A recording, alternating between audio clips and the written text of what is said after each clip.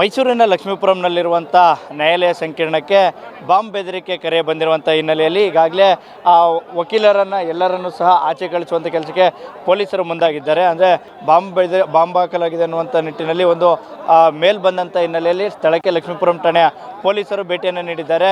ವಕೀಲರು ಸಹ ತಮ್ಮ ಕಾರ್ಯಕಲಾಪಗಳನ್ನು ಮುಂದೂಡಿ ಎಲ್ಲರೂ ಸಹ ಆಚೆ ಬಂದಿರುವಂಥದ್ದು. ಈ ಒಂದು ಆ ಗೇಟ್ನ ಸಂಪೂರ್ಣ ಭಾಗವನ್ನು ಕ್ಲೋಸ್ ಮಾಡುವಂಥ ಕೆಲಸಕ್ಕೆ ಪೊಲೀಸರು ಸಹ ಮುಂದಾಗಿದ್ದಾರೆ. ಜೊತೆಗೆ ದೃಶ್ಯಾವಳಿಗಳು ಸಹ ಗಮನಿಸ್ಬೋದು. ಶ್ವಾನದಳ ಸಿಬ್ಬಂದಿಗಳು ಸೇರಿದಂತೆ ಬಾಂಬ್ ಡಿಟೆಕ್ಟಿವ್ ಟೀಮ್ ಸಹ ಇಲ್ಲಿ ಆಗಮಿಸಿರುವಂಥದ್ದು. ಸೊ ನ್ಯಾಯಾಲಯದ ಇಂಚಿಂಚು ಭಾಗವನ್ನು ಸಹ ತಪಾಸಣೆ ಮಾಡುವಂಥ ಕೆಲಸಕ್ಕೆ ಪೊಲೀಸರು ಮುಂದಾಗ್ತಾ ಇದ್ದಾರೆ. ಈ ನಿಟ್ಟಿನಲ್ಲಿ ನ್ಯಾಯಾಲಯದ ಆವರಣದ ಒಳಭಾಗ ಇರುವಂಥ ಎಲ್ಲರನ್ನು ಸಹ ಆಚೆ ಕಳಿಸುವಂಥ ಕೆಲಸಕ್ಕೆ ಮುಂದಾಗಿದ್ದಾರೆ. ಅಂದರೆ ಇಡೀ ದಿನ ಈ ಒಂದು ಕೋರ್ಟ್ ಕಲಾಪಗಳನ್ನು ಸಹ ಮುಂದೂಡಲಾಗಿದೆ. ಇಲ್ಲಿ ಸಾಕಷ್ಟು ಬಿಗಿ ಪೊಲೀಸ್ ಬಂದೋಬಸ್ತ್ ವ್ಯವಸ್ಥೆಯನ್ನು ಸಹ ಮಾಡಲಾಗಿದೆ. ಜೊತೆಗೆ ನ್ಯಾಯಾಲಯದ ಮುಂಭಾಗದ ಎರಡೂ ಭಾಗದಲ್ಲೂ ಸಹ ಬ್ಯಾರಿಕೇಡ್ಗಳನ್ನು ಹಾಕಿ ಇಲ್ಲಿ ಒಂದಷ್ಟು ಆ ಕ್ರೌಡನ್ನು ಕಂಟ್ರೋಲ್ ಮಾಡುವಂಥ ಕೆಲಸಕ್ಕೆ ಪೊಲೀಸರು ಮುಂದಾಗ್ತಾ ಇದ್ದಾರೆ. ಮತ್ತೊಂದು ಕಡೆ ಗಮನಿಸ್ಬೋದು, ಸಾಕಷ್ಟು ನ್ಯಾಯಾಲಯದ ಒಳಭಾಗದ ಸಂಪೂರ್ಣ ಭಾಗವನ್ನು ತಪಾಸಣೆ ಮಾಡುವಂಥ ಕೆಲಸಕ್ಕೆ ಪೊಲೀಸರು ಮುಂದಾಗ್ತಾ ಇದ್ದಾರೆ. ಅಂದರೆ ಈ ಒಂದು ಬಾಂಬ್ ಬೆದರಿಕೆ ಕರೆ ಬಂದಂಥ ಹಿನ್ನೆಲೆ ಕೋರ್ಟ್ ಕಲಾಪವನ್ನು ಮುಂದೂಡಿಕೊಂಡು ವಕೀಲರು ನ್ಯಾಯಾಲಯದ ಹೊರಭಾಗ ಬಂದು ನಿಂತಿದ್ದಾರೆ.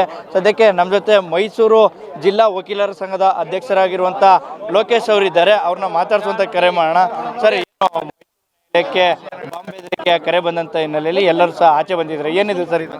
ಸರ್, ಎಂದಿನಂತೆ ಕೋರ್ಟಿನ ಕಾರ್ಯಕಲಾಪಗಳಲ್ಲಿ ಭಾಗವಹಿಸೋದಕ್ಕೆ ನಾವು ವಕೀಲರು ಇವತ್ತು ಕೋರ್ಟ್ಗೆ ಹಾಜರಾಗಿದ್ವಿ.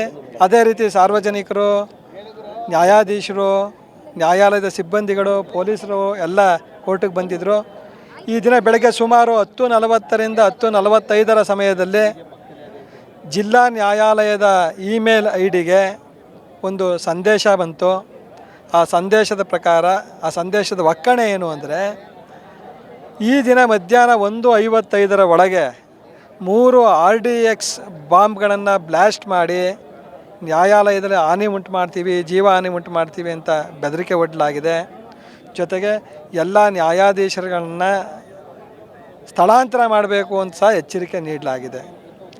ಈ ಸಂದೇಶವನ್ನು ಗಮನಿಸಿದ ಮೈಸೂರಿನ ಪ್ರಧಾನ ಜಿಲ್ಲಾ ಮತ್ತು ಸತ್ರ ನ್ಯಾಯಾಧೀಶರಾದ ಶ್ರೀಮತಿ ಉಷಾರಾಣಿ ಮೇಡಮ್ರವರು ಕೂಡಲೇ ಮೈಸೂರಿನ ಪೊಲೀಸ್ ಆಯುಕ್ತರಿಗೆ ಕರೆ ಮಾಡಿ ಈ ಥರ ಸಂದೇಶ ಬಂದಿದೆ ಅಂತ ಕಂಪ್ಲೇಂಟ್ ಮಾಡಿದ್ರು. ತಕ್ಷಣವೇ ಕಮಿಷನರ್ ಆಫ್ ಪೊಲೀಸರು ಇಲ್ಲಿಗೆ ಬಾಂಬ್ ನಿಷ್ಕ್ರಿಯ ದಳನ ಕಳಿಸಿದ್ದಾರೆ. ಮೈಸೂರಿನ ಜಿಲ್ಲಾ ನ್ಯಾಯಾಲಯದ ಆವರಣದಲ್ಲಿ ಮತ್ತು ಮಳಲವಾಡಿಯ ಹೊಸ ನ್ಯಾಯಾಲಯದ ಆವರಣದಲ್ಲಿ ಬಾಂಬ್ ನಿಷ್ಕ್ರಿಯ ದಳದವರು ತಪಾಸಣೆ ನಡೆಸ್ತಾ ಇದ್ದಾರೆ.